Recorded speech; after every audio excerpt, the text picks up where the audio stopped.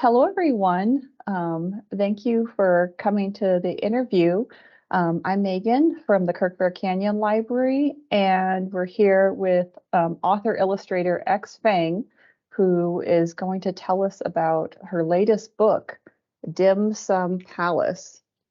And we're going to have a little bit of an art demonstration. So, X, it is wonderful to see you. And would you like to give us a little introduction to yourself? Sure. My name is X Fang. I'm an author and illustrator current living in Midcoast, Maine. Dim Sum Palace that you just showed, I also have a copy, is my debut picture book, and it is just my homage to one of my favorite food groups, which are just dim sum and dumplings in general. And it's also a love letter to one of my favorite picture books, which is Marie Sendak In the Night Kitchen. And so that's just a little about me. I'm not surprised to hear that because while I was reading it, I was like, this is feeling like In the Night Kitchen. So Yeah. that's good to hear. That's a direct correlation between the two. Yeah, totally. I got the spark for the idea of Dim Sum Palace during the early days of lockdown. When we were social distancing, we were keeping to ourselves, and I just wanted to go to a proper dim sum restaurant where there was no social distancing and there was just like a lot of close contact eating.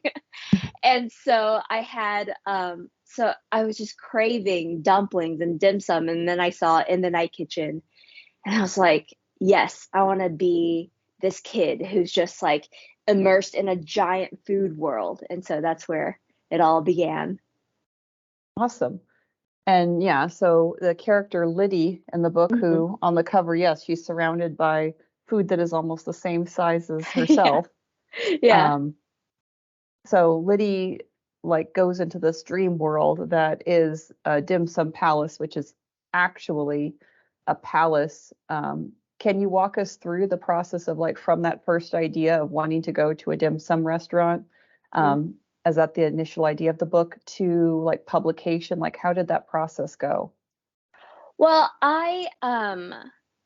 you mean just like the entire process of like how the idea formed and everything, just all of it? Yeah, like the Yeah. idea form to like writing the illustrating and then Yeah, like getting it into publication, all of that. sure.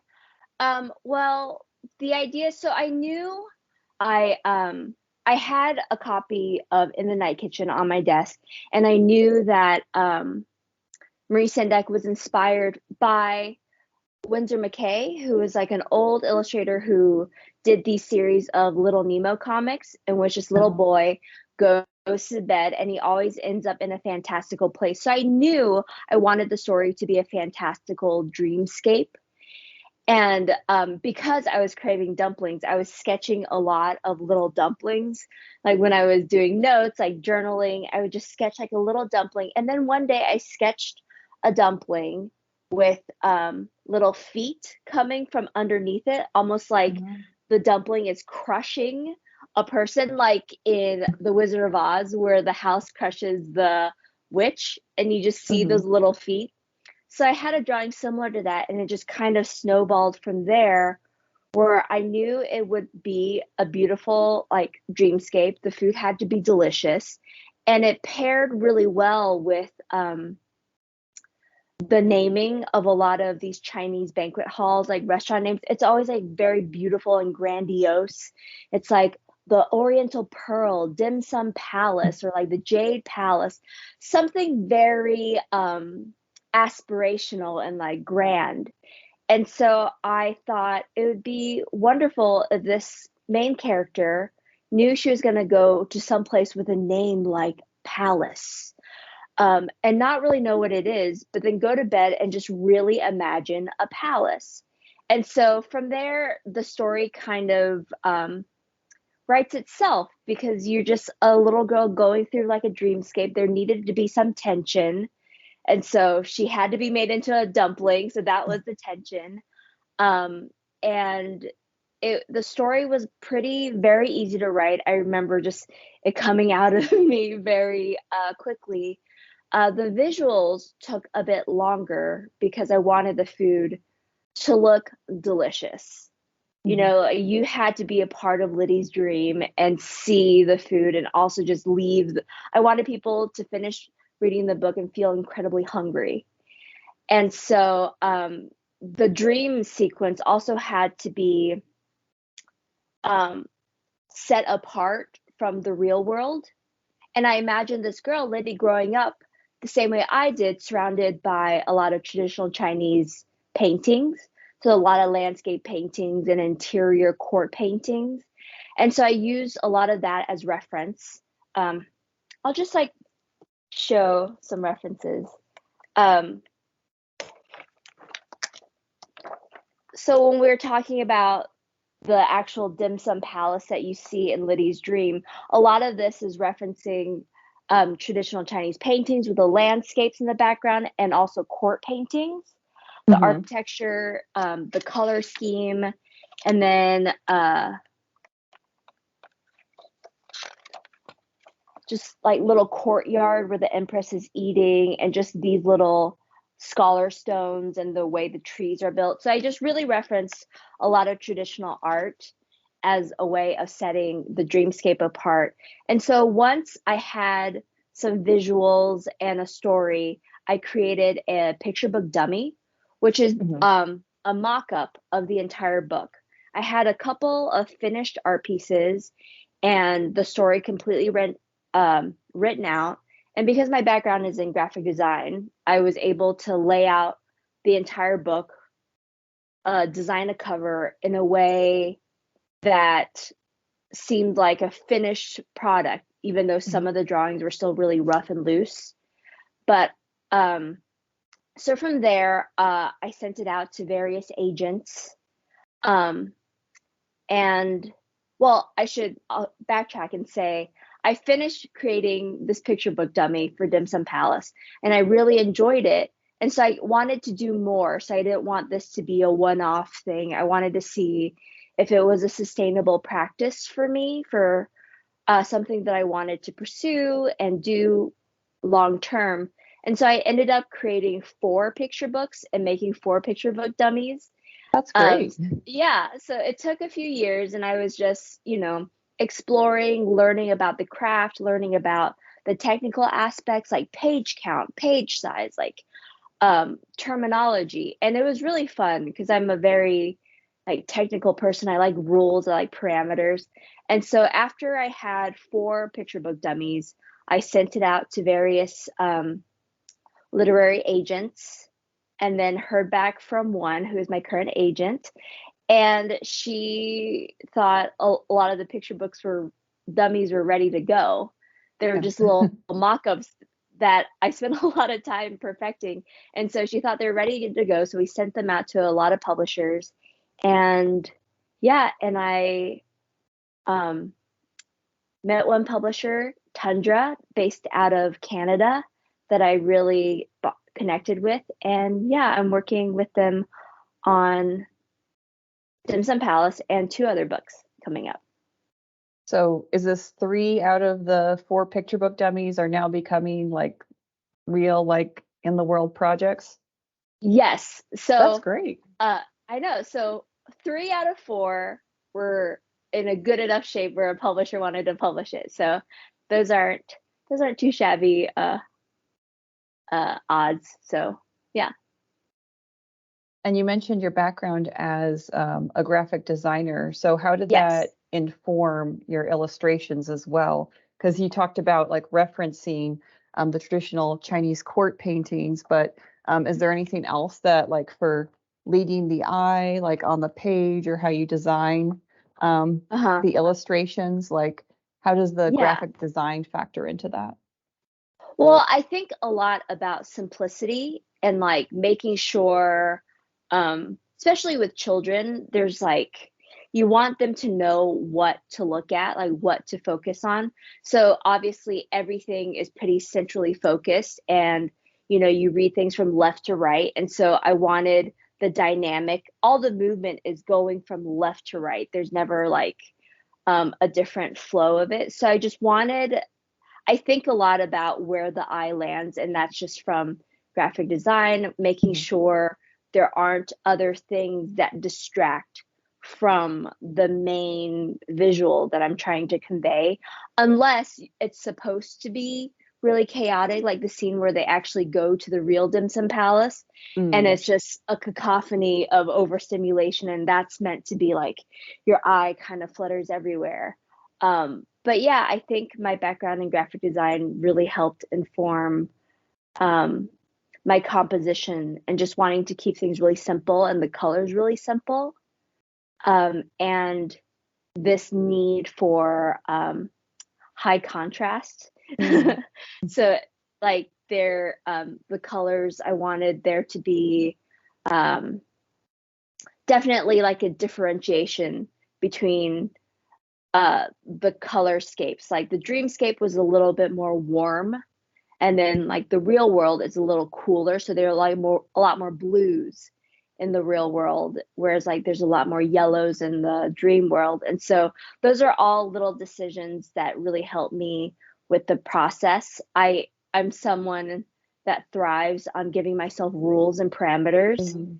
because without it, you have all these options and it becomes like incredibly overwhelming because the options are infinite. And so before I begin any project, I set some parameters for myself just to stay within it. And I think a lot more creativity comes from just like being a little boxed in.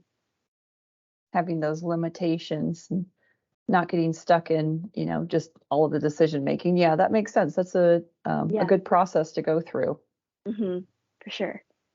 So we've talked about your art process. So let's go into like some fun questions. Sure. What are some of your favorite like children's books as a kid? Um, that is actually a tough question for me because I didn't read a lot of children's books as a kid. I moved to the US when I was 4. I was raised by a single mom. My grandparents were in the US, but we were all learning how to speak English. So um, picture books just did not factor into my life growing up. But my mom was a librarian Oh, when she wow. worked. Yeah, when she was in Taiwan, she was a librarian, so she knew the value of libraries and books, and so she wanted me to read, but because of circumstances she like couldn't, because you know the immigrant experience is just a bit calls for a lot of adjustment. But I do remember her dropping me off at my local local public library and just being like, you are safe here, just go explore, and hopefully something through osmosis gets absorbed in. And so I do remember spending time in libraries, but feeling a little intimidated by picture books, Mm. being a little too shy to admit that I couldn't read English. Or when we were in school, we would go to the library as a class and there'd be read aloud, just being really embarrassed and self-conscious that I wasn't following along when everybody else was. But I grew up with a lot of art books. And Mm. so my mom would, just go to Borders or Barnes and Noble and get books from the discount bin, or secondhand stores, like picture books from the discount bin, and I would look at the pictures. And so the pictures became my window into um, learning, like reading later on. Of course, I became more of a reader as I got older. And so by the time I was in like 6th grade, I loved reading. I loved like Karen Cushman, Sharon Creech. They were like my favorite books when I became a reader. Mhm. And it wasn't until I was in college and I studied graphic design and illustration that I went back and actually read picture books. And I Oh, was okay. finally, yeah, and I was finally able to like put the words with the visuals that I remember perusing. And yeah, it was I came to picture books very late. I do remember when I was in school, the Stinky Cheese Man was all the rage. Oh, yes. Everybody, yeah, everybody wanted to check out the Stinky Cheese Man. It was always prominently displayed, and I remember just being like, "What is this book about?" The illustrations are so wild, Hmm. and so revisiting that as a young adult, a college student, was really fantastic because I was because I remember picking up the book and being like, this is an excellent book. I totally understand why kids were so enamored with it. And so, yeah, it was a slow process, but I eventually, and I feel like I'm still catching up with a lot of the classics that I wasn't exposed to at a young age. Well, you just get to have more fun now because now there's Yeah, even more books to look at. I know, exactly. And we're expecting our first kid next month. And so I'm very excited to kind of discover more of these classic picture books with my future son. Congratulations. Thank you. And now also you can explore, there's a lot of board books out there too that are really Yes. fun. Yeah. So those are available too, like those ones that are really interactive. Yeah. There's like a lot of stuff to buy, like the crinkle books, like Hmm. the black and white high contrast ones. There's just so much amazing stuff out there. So it's a very exciting time. That's awesome. So since you didn't have as much of a childhood connection to the picture books, um, again, you mentioned like Creech and what was the other author? Sorry, Karen Cushman.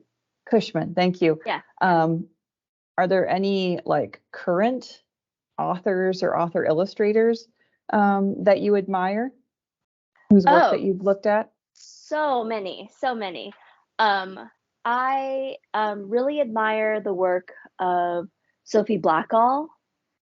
She is obviously a favorite among many people, and I love Sydney Smith's picture books. They're so beautiful. He's such an amazing painter. His most recent book is called I'm terrible with names. No It's called worries. like do you yeah, do you remember? And it's just so painterly, it's so poetic, and I'm just enamored with it. And then, of course, the most recent Caldecott winner, Doug Salati and Hot Dog. Just Oh the yeah. combination of the words and pictures are just um, very inspiring, and I love them. So there's so many amazing picture book authors and illustrators working right now that it's daunting, and I'm incredibly humbled to, be like almost on the periphery of their world. I mean, you're getting there. You have, one project finished and, Yeah.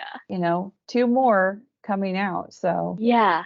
But it you're a still part of kind it. of feels like I'm like at the edge, like watching the people on the dance floor just like doing amazing things. I'm just like, wow, like That wide looks eye. great. Yeah, it's so amazing. Yeah. Oh, you're part of the dance now. Yeah. Oh, and of course I have to mention another one of my favorite author illustrators is Peter Brown, who Mhm. I have to mention because he is my betrothed, is Oh, my wow. husband. Yeah. So I watch him work, and he's so dedicated, and the Wall Robot series is just so fantastic. And so he is definitely a top favorite. So that's a very creative household then. It is. It's creative, but it's also like we always have deadlines. So it's a stressed Mhm. out but also creative household. Yeah. Do you feel like you push each other then? Um, Definitely. We definitely have moments where our workspaces are really close together. And so if he's like on his way to get a snack, he'll walk by and just kind of like, huh, make a little Oh. comment about like what I'm working on. I'm like, what is it? Just tell me. Or like, he'll ask me for my opinion. So there's a lot of reassurances working in a close space, because when you're working by yourself on this project, it feels very lonely sometimes, or you're not super confident in visual or story decisions. So it's nice to have somebody really close by that you can be like, come here for a second and Mhm. just reassure me that I'm not wasting my time. Yeah. And someone who knows their field too, so it's not like, Yes. I just think this because of this. And you're like, no, Yeah. but can you give me some more feedback here? Yeah. Yeah, and I respect him. He's been doing this for so long, and I think that's why I took, 2 years to create 4 picture book dummies before I sent them out, because I wanted to make sure this wasn't like a hobby of the wife of Peter Brown. And so I wanted to make sure that this was um something that I could pursue with a lot of passion before I actually entered the field, the world.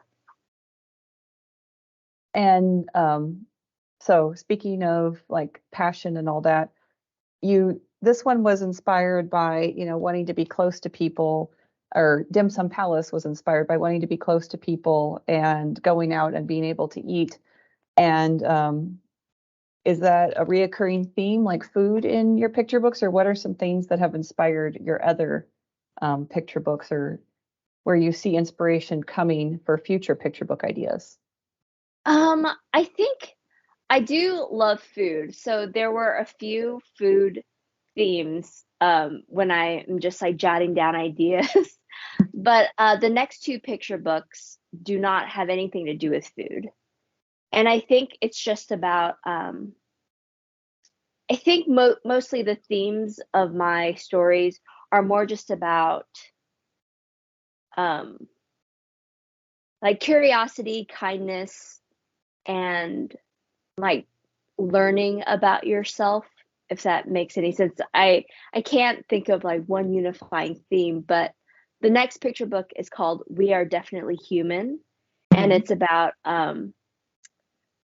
strangers crash landing from the sky and insisting that they're definitely human. And then the humans around who help these supposed humans with whatever they need. And so it's a story about human kindness and about how we just have a tendency to help people that need help.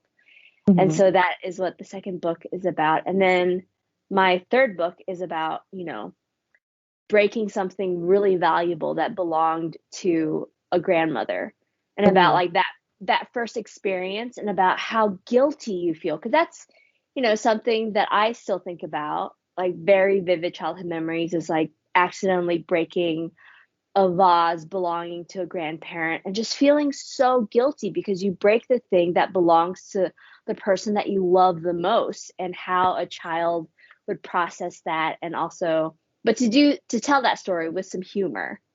Mhm. Yeah, so I think there are different themes, but I think um the goal is to try to make it extremely relatable to kids' emotions, Yeah, like hunger, curiosity, like this need to help, and dealing with guilt and all this stuff. the things that matter the most to them. Yeah. Yes, hope so. Not about paying taxes or getting to work on time or anything like that. I know they have like, I want to protect them from that for as long as Hmm. possible. Yeah, kids should have fun and have like fun books while they can. Yes, definitely. And I love your art style. It reminds me of like grisaille artwork with where you layer on the graphite pencil with the Mhm. colored pencil. How do you get that look for your art? Well, I basically draw everything in graphite pencil. So the tool of the trade for me is just really good graphite pencils on paper. And so I draw everything and then I scan it and I color it digitally. Because I do Okay. find I did try to create the same look with color pencil and graphite, but there's a waxiness to color pencil that doesn't quite create the type of contrast or richness that I would like. And so I end up scanning it and coloring it digitally. So it's a lot of layers of color. And so you end up creating like a lot more richness that I feel that I can only achieve digitally. And it's Mm. also, I feel more comfortable doing color digitally in case I change my mind or, there needs to be a minor tweak and then I can just like go in and tweak certain colors. And so it's all hand drawn but colored digitally. All digitally. Hmm. And yeah, I totally understand that because I'm also a traditional digital artist, and there's Hmm. always the nice part about being like, never mind, like I need to bump Yeah. up the opacity. Whereas like with, you know, individual digital art, you're like, well, there's no control Z here. What do I do Yeah. now? Yeah. Yeah, totally. And it's also it goes back to having parameters that I was talking about, like rules. So when I'm coloring things digitally, I create a really small palette and I Mhm. only allow myself to like use that palette. So um, it'd be like layering different opacities. So you can create all kinds of colors with like different layers and opacities. But then it's also just to help me from feeling overwhelmed with all the color Mm. options. Because when you paint things, color things digitally, you have all the colors at your Yeah. disposal. And so it's nice to just say only these colors, and I'm only allowed to just layer and change the opacity. Mhm. No, when you see those, the like wheel or however you're using your color to select from in a digital art program, it's like, okay, where do I start? Yeah, it took me so long to figure out a process that was simplified because you know, you see so many other picture books or you see like art books, and I would just scan it and use the like the little dropper tool and like kind of Oh, create a little color palette there. But it became very overwhelming because it's like, oh, I love the color scheme of this artwork of this picture book, and so it became like the color started growing, the palette mm. started growing and bigger, and so I had to just like kind of delete it all and start from only four colors, And and that then might have from not been yours too, since right, it was taking from other people's work. So that way right, it's your yeah. palette. Yeah, and I find that I'm so enamored by other people's work that when I'm working on a picture book, it's best if I don't look at other references Mm. for for as long as possible because I do find myself just being like, why am I doing this? This person makes such amazing work. They should just make all the work and I should just not do anything. Oh, but Yeah. you have a voice too. So, and it Yeah. is a very adorable book. So I'm looking forward Thank to We you. Are Definitely Human. So we're Thank happy you. to have them on our shelves, Dim Sum Palace and We Are Definitely Human, when that comes out in 2024. Yes. Th- So, Thank you so much. um, yeah, X, if you could do a bit of an art demonstration, I'm sure Sure. that the patrons of Pima County would love to see your art process. Yeah, for sure. My art process in drawing demonstrations is going to be a little different than what I usually do because it's on like a bigger piece of paper for display. Um, and so it's going to look a little different than what you see Mhm. um, in the book. And I've had some hecklers when I was on book tour, like little Oh, kids just being like, what is that? oh, Because I start off with a pencil. I always start off with a pencil and an eraser. And I tell kids that I love an eraser because I'm not perfect and I like knowing that I can erase things. And an eraser is my most important tool. I feel like if people saw the way I draw, they'd be surprised by how much erasing I do because I'm thinking as I'm drawing. And so sometimes your first thought isn't the correct thought. And so you erase it and then you start over. And it's just a very fluid process. All right. So I'm going to begin with a pencil and I'm just going to block off where I want everything to be. And I'm going to draw a Liddy as a dumpling. Oh, very And cute. so, so we're going to just like block off, start a little circle. It might seem a little faint, but I'm going to go over it with a Sharpie afterwards. So I'm going to start off with a circle for Liddy's head. So I'm pressing down pretty lightly on the paper. So it's like pretty loose and light. And then for the dumpling, I'm just going to make like a little triangle shape that comes out from the base of the circle. So I'm going to do like a little triangle shape.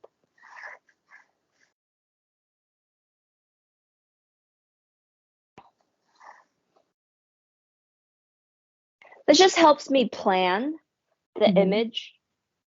And I think it's really important to plan an image just so it saves you time and heartbreak.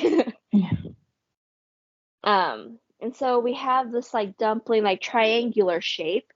And then I'm gonna block in, make a little rectangle for where her feet, her legs would be. Right there. And then I'm gonna probably block in her shoes too.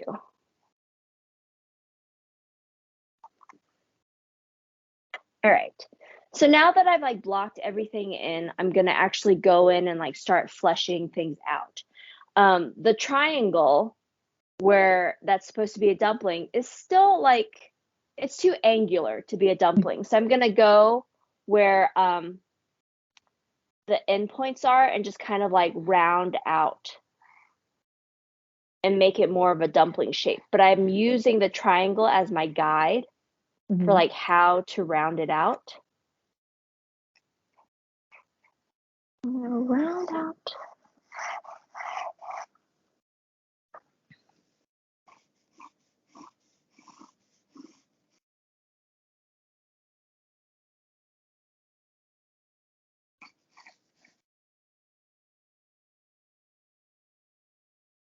All right, and so I've like rounded out the dumpling. I use my eraser to erase the interior stuff so it doesn't get confusing later on.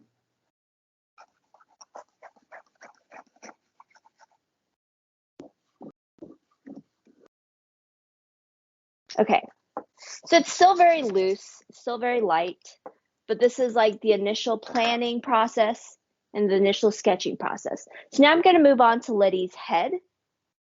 I usually like to start with the ears. The ears, I'm just going to do half circles or C on either side. And then I'm going to do Liddy's hair. For Liddy's hair, they just kind of look like little almond shapes. I'm going to do like an almond shape on one side, an almond shape on the other side. And then she has bangs that is like one long almond shape. So I'm going to do an almond shape here.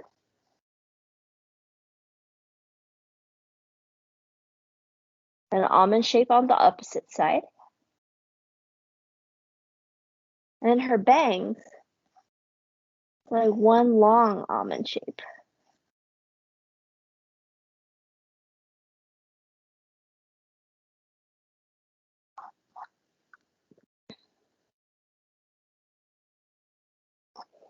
And she also has two little pigtails. So you want to include that down here.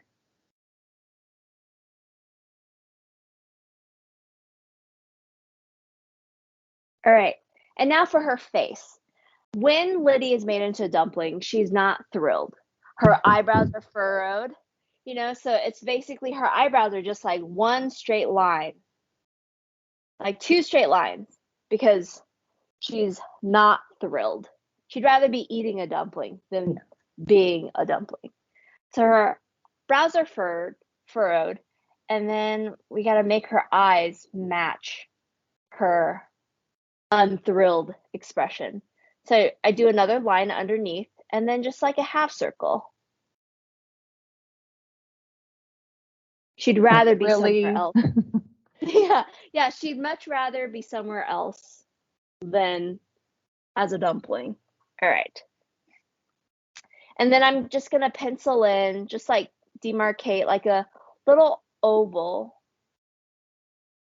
in the middle where her nose will be. And then we'll get back to that later. And just a little meh where her mouth is. And then, of course, she has a little chin, like a little double chin.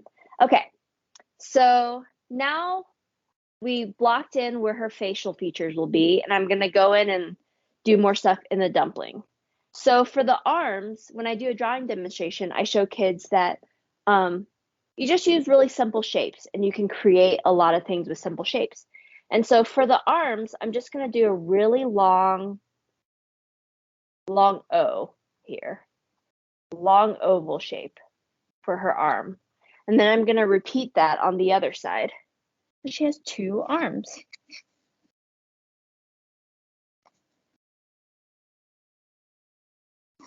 Okay. And then all dumplings have little pleats at the top where you're like closing them together. And so because Liddy is a dumpling, we have to add the little pleats. The pleats are just kind of like little J shapes. J and then a backwards J on this side, J on this side. Divide my shoes up. Okay. All right. So now I am ready to go over everything with a Sharpie. And with a Sharpie, you'll get a better sense of what I've drawn. And so I'm going to start by doing the body, the dumpling body.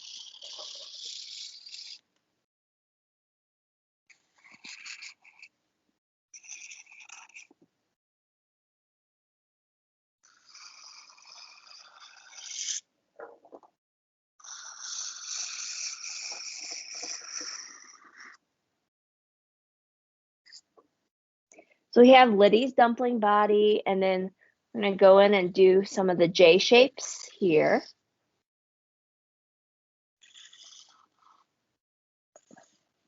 And now I'm going to go back to the arms. And I know people are like, it's just like, they're just big old O's, long O's.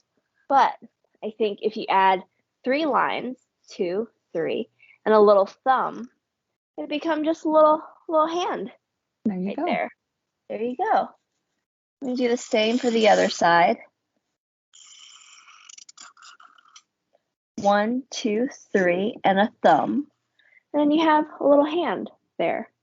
I'm going to go ahead and add Liddy's feet poking out from underneath.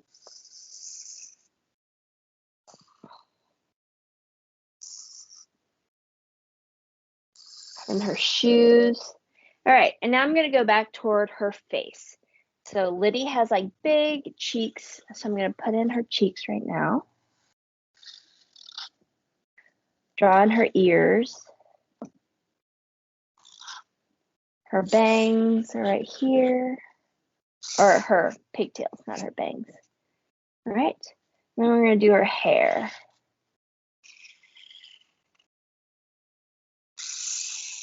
Her bangs. Her hair. All right. She has dark black hair like me, so I'm going to color in her hair.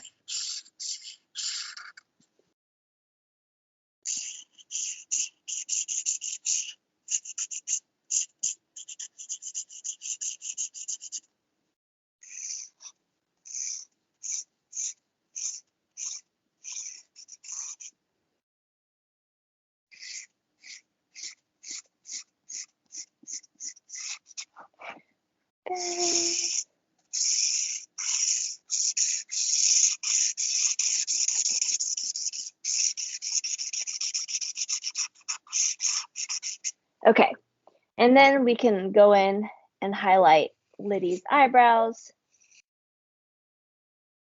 Really captures her disgruntled look. Very unimpressed. Very unimpressed with the whole situation.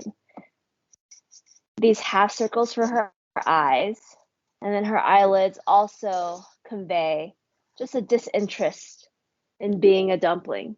And so I did a little circle where her nose should be, but I don't want to draw in the whole circle. I'm basically just making 2 parentheses where her nose should be, and then little holes where her nose will be, nostrils are, and then a little meh. All right.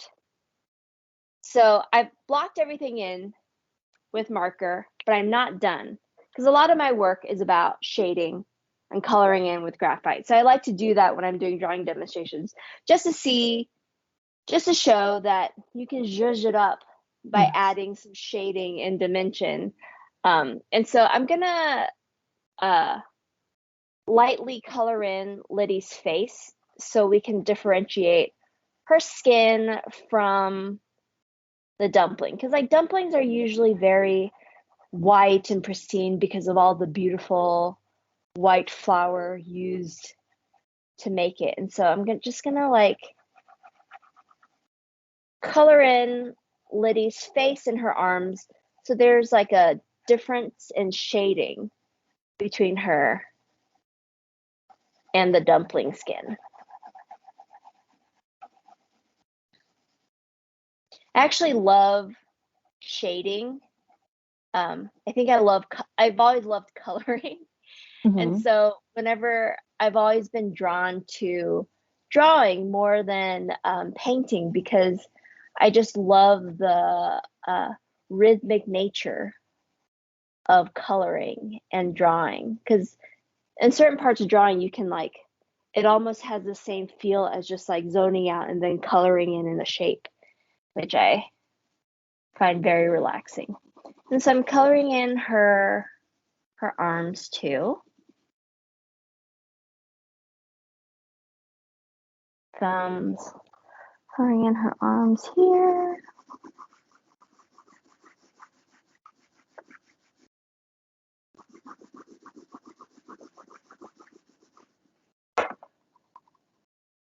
And then her legs.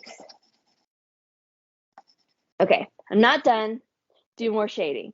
So the dumpling looks really flat, and so we wanted to add some more shading along the edges just to kind of convey that the dumpling's like very rounded. And so I'm just gonna go in and just like add some shade to the edges of the dumpling.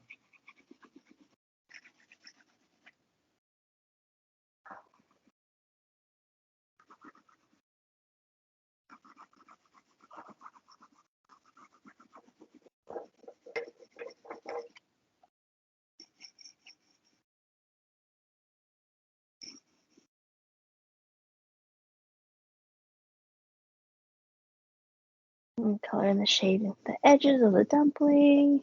And then we gotta shade in the fold because that's where a lot of the shadows are the shadows are always in the folds.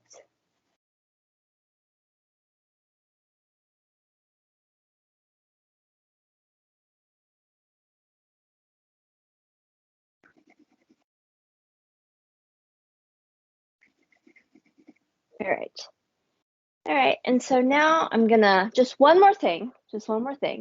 I like to give Liddy's ears and her cheeks a little bit of a darker shading, just to create a little bit of blush for Liddy.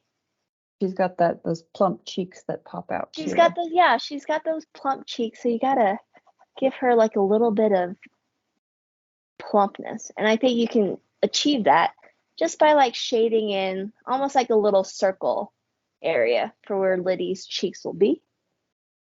And do that on the other side.